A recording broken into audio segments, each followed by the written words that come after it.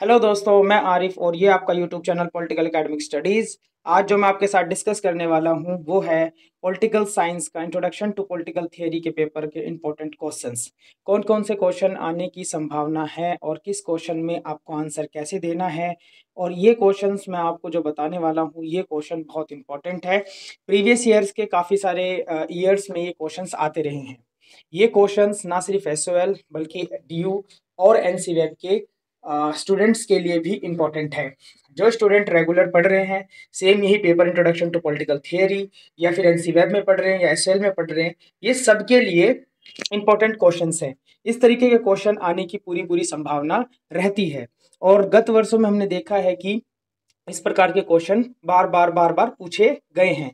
तो जो मैं आपको अभी बताने वाला हूँ उसमें मैं introduction to political theory code 2322201101 code है, जो कि कोड सेम है डीयू के तीनों पेपर के लिए, बी प्रोग्राम के लिए, एसएल के लिए भी, डीयू के लिए भी और एनसी वेब के लिए भी। इसमें आपका जो सबसे इम्पोर्टेंट चीज़ है वो है टाइमिंग और मार्क्स। इसमें 3 आवर यानी कि 3 घंटे का आपका एग्ज़ाम होगा और 90 मार्क्स का ये पेपर होगा। इसमें जो सबसे इम्पोर्टेंट चीज़ है दूसरी वो ये है इंस्ट्रक्शंस, यानी कि छात्रों के लिए कुछ निर्देश हैं, जिसमें निर्देश में जो कि हम पढ़ना भूल जाते हैं, सीधा पेपर लेते हैं देन करना स्टार्ट कर देते हैं। आपको पेपर तुरंत लेके उसको स्टार्ट नहीं करना, उससे पहले 3-4 इंस्ट्रक्शन दी होती हैं। उन इंस्ट्रक्शंस को आपको अच्छे से पढ़ लेना है। जैसे कि अगर हम इसमें देखें, इसमें लिखा हुआ है right your roll number on the top of immediately in the receipt of this question paper. Question paper के ऊपर भी आपको रोल नंबर लिखना है और दूसरा आपको जो आंसर स्क्रिप्ट है आपकी उस पर भी अपना रोल नंबर, उस जो भी आपका पेपर कोड है, डेट है, सिग्नेचर है, वटेवर जो भी आपको करना है उसमें पूरी चीज़ पहले फिलअप कर ले अच्छे से। दूसरा ये कि अटेम्प्ट एनी 5 क्वेश्चंस, 5 क्वेश्चन आपको करने हैं और all questions carry equal marks. सब क्वेश्चंस के जो है बराबर मार्क्स मिलेंगे आपको। अगर 18 नंबर का एक क्वेश्चन है तो 18 नंबर का ही सब 18 नंबर के क्वेश्चंस होंगे। चौथी इंस्ट्रक्शन इसमें जो है वो ये है कि आंसर में बी रिटन आइदर हिंदी और English but the same medium should be use through out the paper.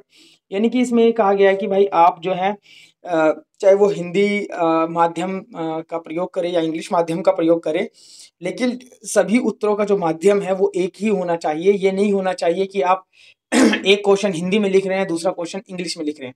अगर आपने फर्स्ट क्वेश्चन इंग्लिश में लिखा है तो आप पांचों के पांचों क्वेश्चन जो है इंग्लिश में ही लिखे। हिंदी में लिखा है फर्स्ट क्वेश्चन तो पांचों के पांचों क्वेश्चन हिंदी में ही लिखे। तो ये कुछ इंस्ट्रक्शन थी। आओ चले स्टार्ट करते हैं इंपॉर्टेंट क्वेश्चन से, जो क्वेश्चन आने की पूरी संभावना है। ये क्वेश्चन लगभग देखा गया है कि काफी टाइम से आ रहा है और ये क्वेश्चन दो या तीन तरीके से आ सकता है। पहला ये क्वेश्चन ये आ सकता है कि what do you mean by political theory, यानी कि राजनीतिक सिद्धांत से आप क्या समझते हैं, and discuss the nature and significance and what is its relevance, यानी कि इसकी प्रकृति क्या है, महत्व पर प्रकाश डाले और इसकी प्रासंगिकता क्या है। ये क्वेश्चन सीधा ये भी आ सकता है कि राजनीतिक सिद्धांत क्या है, इसकी प्रकृति महत्व पर प्रकाश डाले, या ये क्वेश्चन इस तरीके से भी आ सकता है कि राजनीतिक सिद्धांत क्या है एंड इसके जो है रेलिवेंस क्या है। ठीक है, व्हाट इज इट्स रेलिवेंस। ठीक है, तो ये दोनों क्वेश्चन जो है एक ही क्वेश्चन है। इसमें थोड़ा सा एक्सटेंशन कर दिया गया है रेलिवेंस का। तो आपको इसमें बेसिकली जो आंसर देने का तरीका है वो इस तरीके से करना है कि सबसे पहले आपको प्रस्तावना यानी कि इंट्रोडक्शन देना है। इंट्रोडक्शन में आप ये बताएंगे कि पॉलिटिकल थियरी और उसका नेचर, सिग्निफिकेंस को एक एलोबरेट करेंगे, छोटा सा 5-7 लाइनों में एलोबरेट करेंगे। इसके बाद आप देखेंगे कि इसमें आप जो है सबसे पहले जब अपना इंट्रोडक्शन लिख लिया या परिचय जो भी हिंदी में लिखा है आपने इंग्लिश में, उसके बाद आप जो क्वेश्चन का आंसर देने के लिए स्टार्ट करेंगे तो आप सबसे पहले इसमें पॉलिटिकल क्या है यानी कि राजनीति क्या है और व्हाट इज थ्योरी, और थ्योरी क्या है, सिद्धांत क्या है। तो राजनीति और सिद्धांत दोनों को आपको अलग अलग डिफाइन करना है। जैसे आप दोनों को अलग अलग डिफाइन कर देंगे तो आप जो है उसके बाद राजनीति सिद्धांत, जैसे कि राजनीति सिद्धांत, तो राजनीति जो है वो है पॉलिस वर्ड से निकला है ग्रीक के, और थ्योरी भी जो है थ्योरिया से निकला है ग्रीक के, जिसका मतलब होता है चिंतन मनन करना। ठीक है, तो इसी तरीके से आप बताएंगे फिर इसकी प्रकृति क्या है, इसके महत्व क्या है उसको बताएंगे, फिर इसकी प्रासंगिकता क्या है, फिर लास्ट में जो है इसका कंक्लूजन लिखेंगे, यानी कि निष्कर्ष लिखेंगे। तो इस तरीके से आपका जो है ये क्वेश्चन हो जाएगा। तो जिस तरीके से मैंने जो स्टेप टू स्टेप बताया, आपको स्टेप टू स्टेप ये क्वेश्चन करना है। अब क्वेश्चन, अब ये बहुत सारे स्टूडेंट है ये पूछते हैं कि भाई कितने पेज का आंसर लिखना है, पेज का आंसर लिखना सफिशिएंट है या नहीं है। हाँ, मैटर करता है कि आपने कितने पेज का आंसर लिखा है, क्वालिटी जितनी मैटर करती है क्वांटिटी भी उतनी ही ज्यादा मैटर करती है। तो ये जरूरी है कि आपने अपना आंसर सिर्फ 1-2 पेज में नहीं देना है, क्योंकि 18 मार्क्स का क्वेश्चन है, 18 मार्क्स का क्वेश्चन है, तो आपको उसी हिसाब से लिखना होगा। कम से कम 4 से 5 पेज, कम से कम 4 से 5 पेज आप लिखें, और उसमें ये सारी चीज एलोबरेट करनी है। लिखने का मतलब ये नहीं कि 4 से 5 पेज भरने नहीं है, उसमें लिखना भी है कि राजनीति क्या है, सिद्धांत क्या है, फिर उसके बाद जो है राजनीति सिद्धांत की जो उपयोगिता क्या है, राजनीति सिद्धांत जो है वैज्ञानिक है या फिर नॉन वैज्ञानिक है, जो भी है। फिर उसके बाद जो है आपको नेचर के बारे में बताना, कौन कौन से नेचर रहते हैं, फिर सिग्निफिकेंस क्या है, फिर रेलिवेंस क्या है। तो ये सारी चीजें आपको एलोबरेट करनी है, एक एक 2-2 लाइन में नहीं, बल्कि एक एक पेज के अंदर इनको एलोबरेट करना है, ताकि एग्जामिनर जो है, जो चेक कर रहा है, पेपर चेक करने वाला जो है, वो आपका आंसर देखे एंड देन आपको बेटर से बेटर मार्क्स दे सके। तो ये चीज आपको इसमें इंपॉर्टेंटली ध्यान देनी है।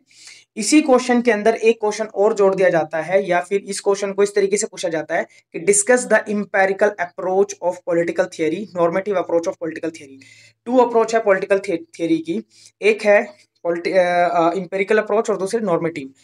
एम्पेरिकल अप्रोच को हिंदी में अनुभावनात्मक भावात्मक उपागम बोलते हैं, और नॉर्मेटिव को मानकीय उपागम बोलते हैं।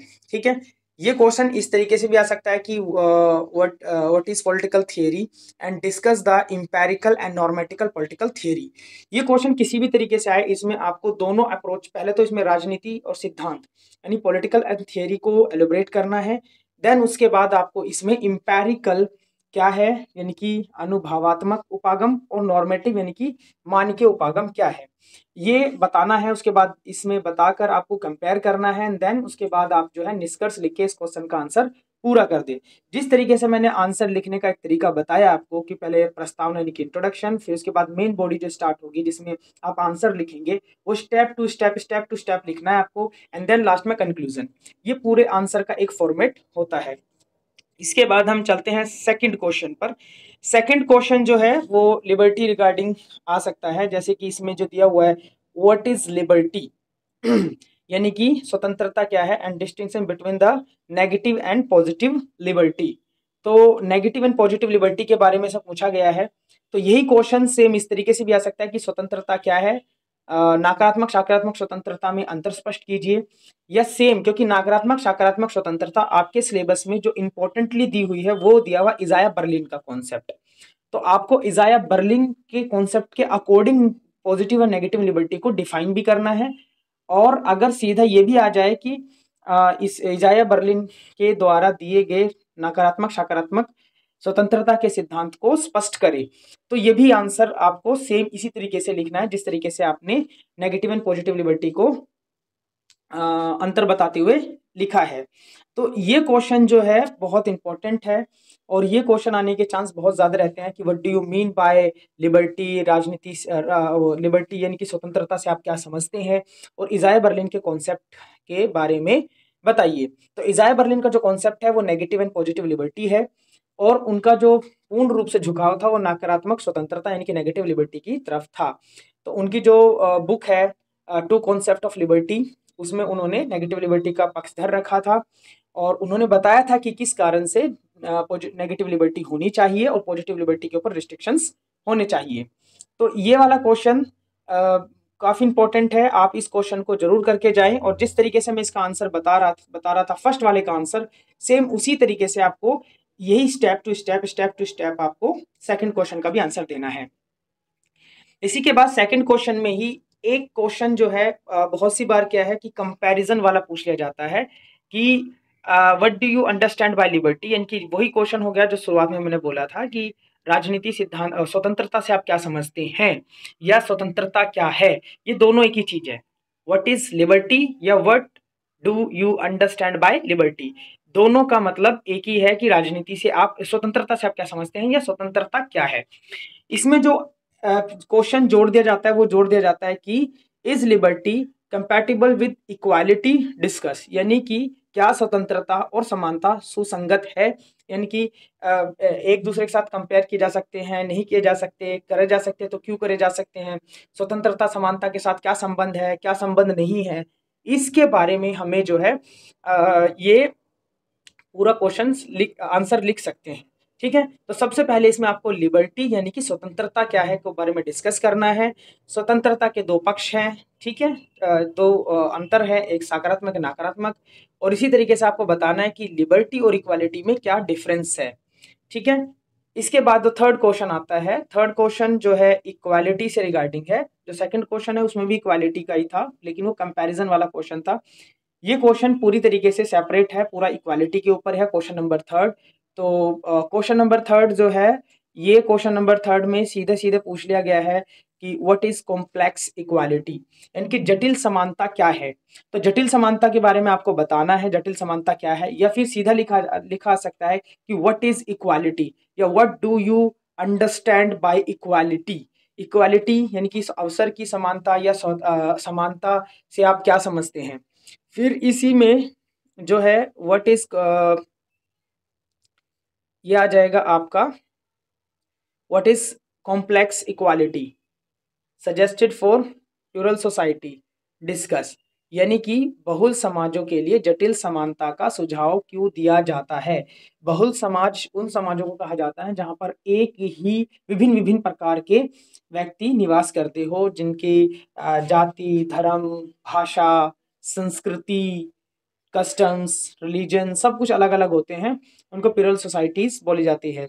तो उन सोसाइटीज के लिए किस प्रकार से कॉम्प्लेक्स इक्वालिटी यानी कि जटिल स्वतंत्रता इंपॉर्टेंट है। इसके बाद इसी क्वेश्चन में एक क्वेश्चन और पूछा जाता है कि what do you understand by equality of opportunity. Equality of opportunity को हम बोलते हैं अवसर की समानता। तो अवसर की समानता से आप क्या समझते हैं कि what do you understand by equality of opportunity. Equality of opportunity जो है कॉन्स्टिट्यूशन के अंदर है हमारे, ठीक है। और इसके बाद इसमें टोटल चीजें सब बतानी, इक्वालिटी ऑफ अपॉर्चुनिटी क्यों है, किस किस के लिए अपॉर्चुनिटी देनी है, सोशल पॉलिटिकल इकोनॉमिक, ठीक है, कल्चरली, रिलीजियसली, तो ये सारी हमें बतानी है कि किस तरीके से जो है अवसर की समानता इम्पोर्टेंट है, और अवसर की समानता के लिए क्यों इक्वालिटी को ही चुना जाता है। इसके बाद आता है क्वेश्चन नंबर 4। क्वेश्चन नंबर 4 में ये क्वेश्चन 100% आने के पूरे पूरे चांस है, क्योंकि ये क्वेश्चन जो है कई सालों से बार बार पूछा गया है। सीधा ये क्वेश्चन दो तरीके से आ सकता है। पहले तरीके से ये है कि what it mean by justice, यानी कि न्याय से आपका क्या तात्पर्य है। और दूसरा, इसमें दो व्यक्ति बहुत इंपॉर्टेंट है, एक पहले व्यक्ति है जॉन रॉल्स और दूसरे है रॉबर्ट नॉजिक। नॉजिक और जॉन रॉल्स, तो इसमें पूछा जाएगा कि न्याय पर जॉन रॉल्स के विचारों की समीक्षा करें, या जॉन रॉल्स ने न्याय के ऊपर आप अपने क्या क्या विचार दिए हैं उनके बारे में पूछा जा सकता है। और दूसरा जो है वो पूछा जा सकता है नॉजिक के न्याय के सिद्धांत के बारे में। तो दो विचारकों को हमने बेसिकली इसमें पढ़ा है।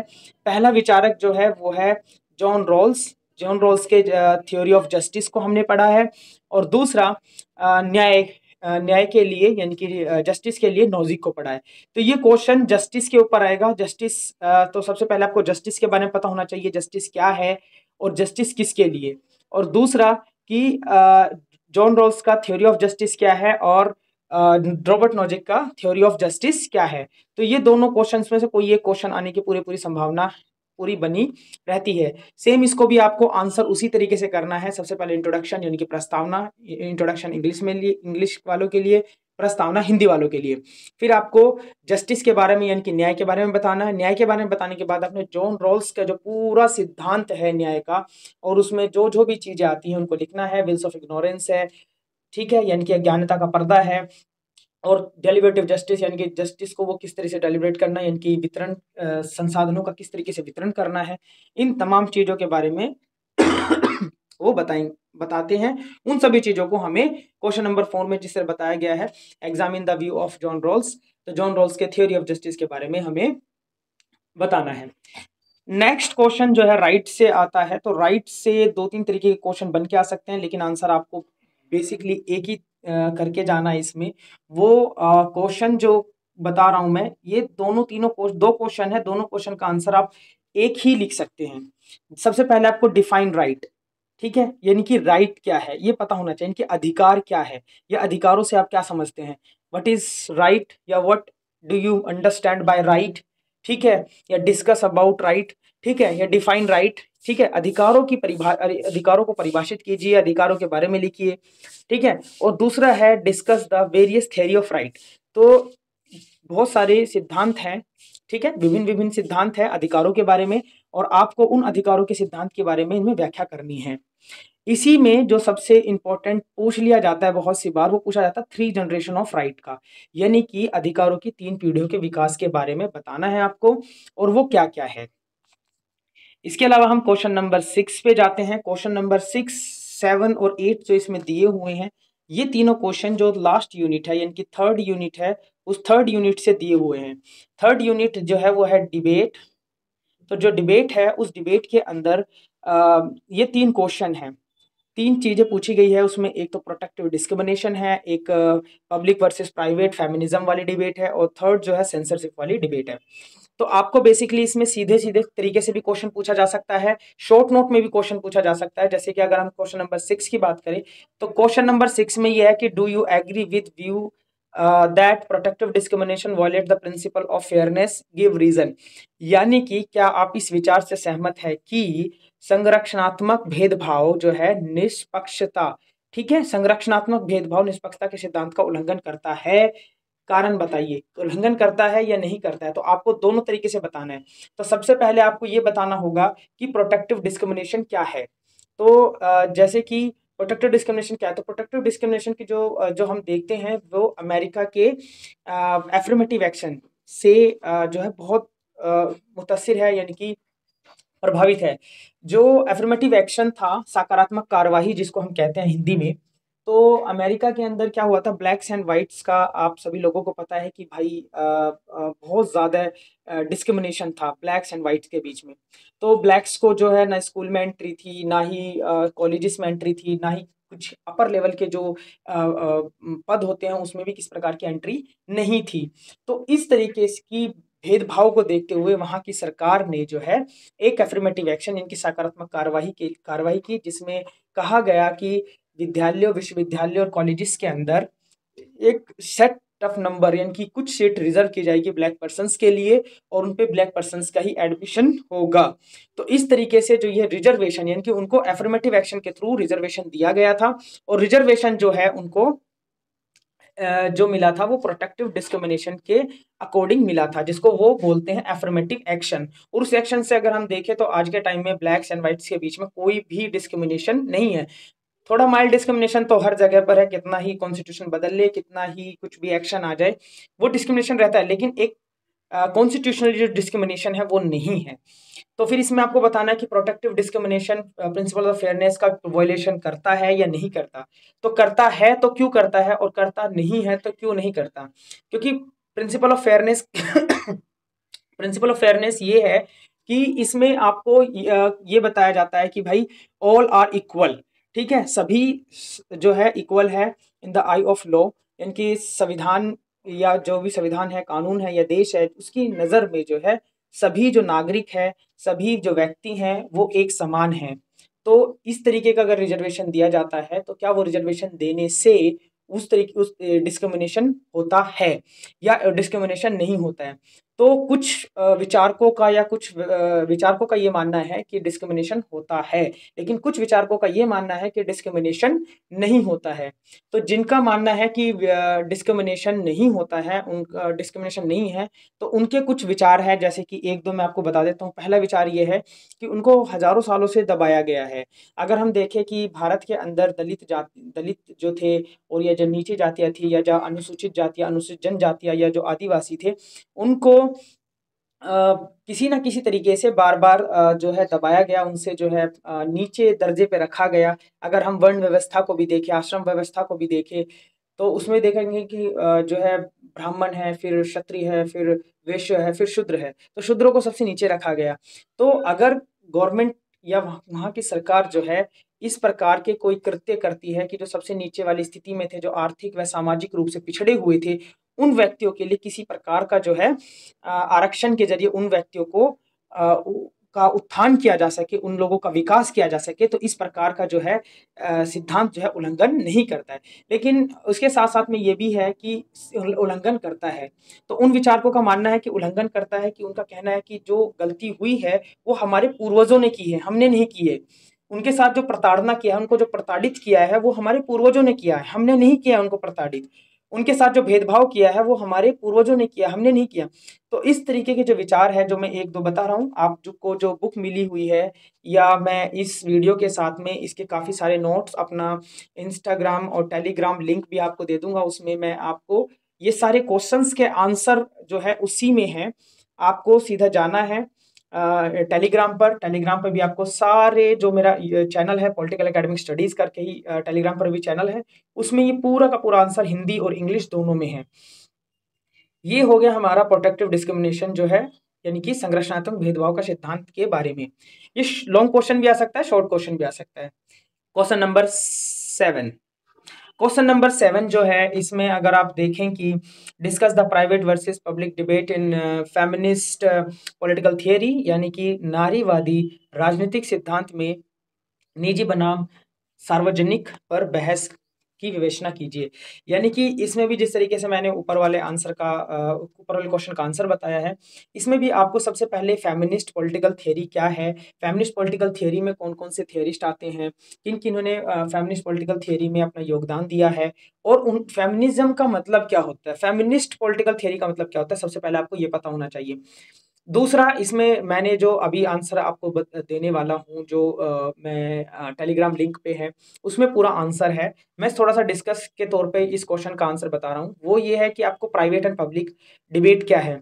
पब्लिक क्या है, प्राइवेट क्या है? तो आप सभी को पता है कि पब्लिक क्या होता है, प्राइवेट क्या होता है। तो प्राइवेट में वो सभी स्फेयर आ जाता है, वो सभी एरिया आ जाता है, जो उसके निजी क्षेत्र का है, यानी कि उसके घरेलू क्षेत्र का है। और पब्लिक क्षेत्र में वो सभी एरिया आ जाता है, जो कि सार्वजनिक है, बाह्य है। तो आपको सबसे पहले ये बताना है उसके अंदर कि राजनीति सिद्धांत में नारीवादी जो राजनीति सिद्धांत है उसका क्या मतलब है। दूसरा, निजी बनाम सार्वजनिक बहस क्या है, तो उसमें पब्लिक प्राइवेट वाली बहस बता देनी है। फिर इसको दोनों को आपस में कनेक्टेड कर देना है, जिसका लिंक मैं टेलीग्राम का लिंक दे दूंगा अपना इसी डिस्क्रिप्शन में, जाके देख लेना आप। उसमें इसका पूरा नोट है, आप उसमें देख सकते हैं। लास्ट क्वेश्चन के तौर पे जो मैं बता रहा हूँ वो है, how does censorship restricted the freedom of speech and expression, यानी कि सेंसरशिप किस प्रकार से बोलने एवं व्यक्ति की स्वतंत्रता को बाधित करता है। तो ये भी सेम क्वेश्चन जो है डिबेट का ही क्वेश्चन था, डिबेट का क्वेश्चन है। इसमें आपको आंसर जो देना है, सबसे पहले ये बताना है आपको कि सेंसरशिप क्या होते हैं। तो सेंसरशिप में आपको पहले बताना है, सेंसरशिप ये होती है कि सरकार के द्वारा कुछ भी जो चाहे वो अखबार हो, चाहे वो न्यूज़पेपर, अखबार या टेलीविज़न के पुराने वाले शो, या फिर कोई भी मूवी आप देखते हैं, तो उसको सेंसरशिप बोर्ड द्वारा जो है पहले जाँचा-परखा जाता है, देन फिर उसको पब्लिक में लाया जाता है। तो ये सब सेंसरशिप के ऊपर क्या है कि इसके ऊपर गवर्नमेंट जो है किसी प्रकार की रिस्ट्रिक्शन लगा सकती है, अगर वो कंटेंट जो है सामाजिक तौर पर, किसी भी धार्मिक तौर पर, सामाजिक तौर पर, राजनीतिक तौर पर, या किसी भी को उकसाने का, या किसी एक मुख्य समुदाय जो है, या फिर कोई स्पेसिफिक समुदाय है, कम्युनिटी है, उसको टारगेट किया जा रहा हो, उसको उसको उसका हनन किया जा रहा हो, उसके अधिकारों का हनन किया जा रहा हो, तो इस प्रकार के सीन्स को मूवीज से काट दिया जाता है। अगर आप देखेंगे कि काफ़ी सारी मूवीज से सीन्स को काटा जाता है, जैसे कि जोधा अकबर, अकबर जोधा जो भी मूवी है, या फिर पद्मावत मूवी है, या फिर जो भी मूवीज आपने देखी हैं, पठान मूवी है, बहुत सारी मूवीज जो अभी हाल ही में रिलीज हो रही हैं, उसमें हमने देखा है कि काफ़ी सारे सेंसर बोर्ड जो है उसमें से वे तमाम चीज़ें काट देती हैं, जो कि किसी एक मुख्य समुदाय या एक पर्टिकुलर कम्युनिटी को टारगेट करती है, चाहे उसमें वुमेन हो, चाहे उसमें चाइल्ड हो, चाहे उसमें कोई भी हो, जो कि समाज में आने के बाद एक खतरा पैदा कर सकती है। तो इसलिए सेंसरशिप के ऊपर रिस्ट्रिक्शंस, सेंसरशिप इसको सेंसरशिप बोलते हैं। और freedom to speech and expression, दूसरे में आपको ये बताना freedom to speech and expression क्या है। जैसे कि अगर हम बात करें freedom to speech and expression क्या है कि हर व्यक्ति को जो है बोलने का अधिकार है और सोचने का अधिकार है और उसको एक्सप्रेस करने का भी अधिकार है कि मैं बोल रहा हूँ, ठीक है, मुझे बोलने और अभिव्यक्त करने का अधिकार है। तो बोलने और अभिव्यक्त करने का अधिकार ये है कि हर व्यक्ति को संविधान के तहत, ठीक है, पूरा पूरा अधिकार होता है कि वह जो व्यक्ति अपनी बातों को सामने रख सकता है, इसको आपको बताना है। फिर दोनों चीजों को आपको इंटरलिंक करना है कि कैसे सेंसरशिप रिस्ट्रिक्ट करती है फ्रीडम स्पीच एंड एक्सप्रेशन को, यानी कि सेंसरशिप किस प्रकार बोलने और अभिव्यक्ति की स्वतंत्रता को बाधित करती है। तो इसमें आपको पूरा का पूरा आपको पॉजिटिव एंड नेगेटिव इम्पैक्ट दोनों बताने हैं एंड देन लास्ट में आपको कंक्लूजन बता देना है। साथ ही साथ में इस पेपर के अंदर मैंने 8 ही क्वेश्चन डिस्कस किए हैं, आठों के आठों इंपॉर्टेंट है। आप इन सभी क्वेश्चंस को बिल्कुल एक तरीके से याद करके अच्छे से समझ कर जाएं। जिस तरीके से मैं आंसर बता रहा हूं स्टेप टू स्टेप, आपको उस तरीके से ही स्टेप टू स्टेप लिखना है। 18 टू 19 मार्क्स का आपका एक क्वेश्चन होगा और आप देख सकते हैं कि कितना लिखना हो सकता है। इसके अलावा शॉर्ट्स क्वेश्चंस भी बन सकते हैं। शॉर्ट्स क्वेश्चन में जैसे कि पॉलिटिकल थियरी क्या है, डिक्लाइन ऑफ पॉलिटिकल थियरी क्या है, इसके बाद नॉर्मेटिव अप्रोच क्या होती है ये, या फिर इंपेरिकल अप्रोच क्या होती है, ठीक है। इस तरीके के क्वेश्चंस जो है आ सकते हैं शॉर्ट नोट्स में। शॉर्ट नोट्स में जो है एक क्वेश्चन ये भी आ सकता है कि जो है वो कॉम्प्लेक्स इक्वालिटी क्या है, ठीक है, या फिर इक्वालिटी ऑफ अपॉर्चुनिटी क्या है, ये भी शॉर्ट क्वेश्चन में आ सकता है। कि आप जो है ना लॉन्ग क्वेश्चन तैयार कर ले। जो भी मैंने ये 8 क्वेश्चंस आपको बताए हैं, अगर 8 के 8 क्वेश्चन आप जो ये हैं कर लेते हैं तो आपके साथ ही साथ में बहुत सारे शॉर्ट्स क्वेश्चन अपने आप हो जाएंगे। आपको करने की आवश्यकता ही नहीं पड़ेगी शॉर्ट क्वेश्चंस। आप सिर्फ फोकस करें कि आप लॉन्ग क्वेश्चंस के आंसर याद कर लें। आपको मैं इन सभी के नोट्स, इनकी बुक आपको प्रोवाइड करवा दूंगा अपने टेलीग्राम चैनल के ऊपर, उसका लिंक मैं अपने डिस्क्रिप्शन पे दे दूंगा। फोकस करें, ये तमाम के तमाम जो क्वेश्चंस बताने की मैंने कोशिश की है इनका आंसर दे। और जो सबसे इंपॉर्टेंट चीज थी शुरुआत में मैंने जो बताई थी वो थी इंस्ट्रक्शन, जो कि सभी बच्चे पढ़ना भूल जाते हैं और सबसे बड़ी जो गलती कर देते हैं वो कर देते हैं हिंदी और इंग्लिश में। कुछ बच्चों का कंफ्यूजन ये होता है कि भाई जो है हमने हिंदी मीडियम लिया हुआ है, क्या हम इंग्लिश में पेपर लिख सकते हैं? लिख सकते हैं, लेकिन पूरा का पूरा पेपर आपको इंग्लिश में ही लिखना होगा। ये नहीं कि आप एक क्वेश्चन इंग्लिश में लिखे, 2 क्वेश्चन हिंदी में लिखे। आपको जो मेन फोकस करना है वो फोकस करना है कि आपका पूरा एग्जाम चाहे तो हिंदी में ही हो या फिर इंग्लिश में ही हो, पूरा एग्जाम एक ही लैंग्वेज में हो और ये प्रॉपरली लिखा होता है कि आंसर में बी रिटन आइदर हिंदी और या इंग्लिश, ठीक है। यानी कि इस प्रश्न पत्र का जो उत्तर है हिंदी में दे या अंग्रेजी में दे, एक ही भाषा में देना है, लेकिन जो सभी उत्तरों का जो माध्यम है एक ही होना चाहिए।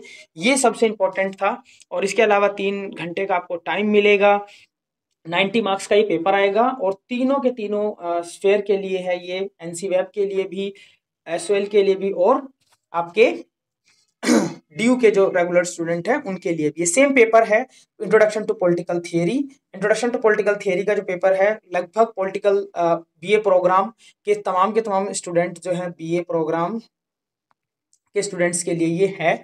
और इसमें जो है आपको बेसिकली यही आंसर कैसे लिखना है वो मैं बता चुका हूँ, कौन कौन से आंसर हैं ये भी कौन से क्वेश्चंस इंपॉर्टेंट है और आंसर कैसे लिखना है। तो ये वीडियो अच्छी लगी हो तो अपने दोस्तों में शेयर करें, लाइक करें, सब्सक्राइब करें। Thank you.